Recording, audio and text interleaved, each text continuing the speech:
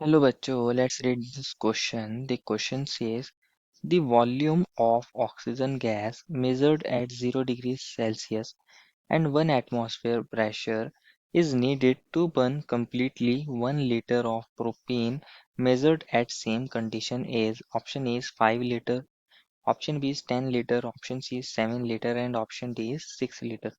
बच्चों इस क्वेश्चन में हमसे पूछा गया है कि हमें कितने ऑक्सीजन रिक्वायर होगी 0 degree Celsius and 1 atmosphere pressure पे, जिससे हम कम्प्लीटली 1 लीटर प्रोपेन को क्या कर सकते हैं, बर्न कर सकते हैं, कम्प्लीटली बर्न करना है उसको।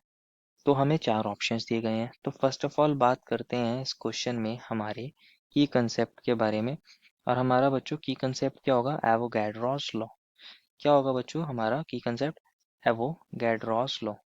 क्या करता है एवोगैड्रोस लॉ बच्चों, हमें number of mole and volume के अंदर क्या देता है, रिलेशनशिप देता है।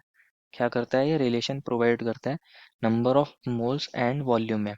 ये कहता है अगर आपके पास कांस्टेंट प्रेशर हो एंड टेम्परेचर हो, at constant pressure and temperature, मतलब आप प्रेशर चेंज मत करिए और ना ही टेम्परेचर को चेंज करिए, तो वहाँ हमारे पास जो नंबर ऑफ मोल्स होते हैं या अमाउंट ऑफ जो मोल्स होते हैं बच्चों, या हम बात करें जो वॉल्यूम ऑफ गैस होती है, वो डायरेक्टली प्रोपोर्शनल होता है to the number of moles of that gas.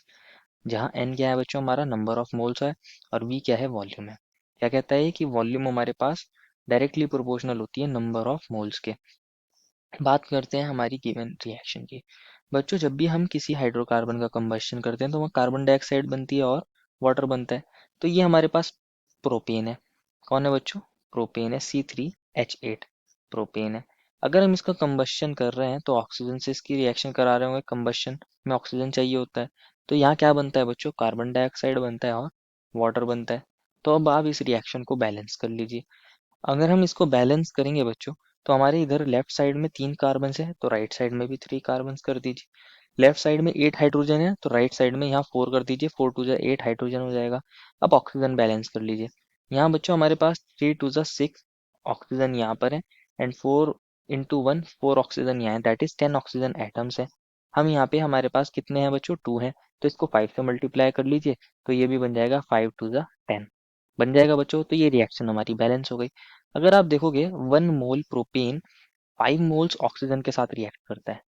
क्या मतलब, 1 मोल जो प्रोपेन है बच्चों, वो 5 मोल ऑक्सीजन के साथ कंप्लीट कंबस्शन देता है। 1 mole propane required 5 moles of oxygen. यही तो है कि हमारा 1 मोल जो प्रोपेन है उसे 5 मोल्स ऑक्सीजन चाहिए, 5 मोल्स O2 चाहिए। तो हमारे पास 1 लीटर दिया है, क्योंकि वॉल्यूम हमारे पास डायरेक्टली प्रोपोर्शनल था किसके, नंबर ऑफ मोल्स के। तो 1 मोल की जगह हम क्या लिख सकते हैं, 1 लीटर प्रोपेन।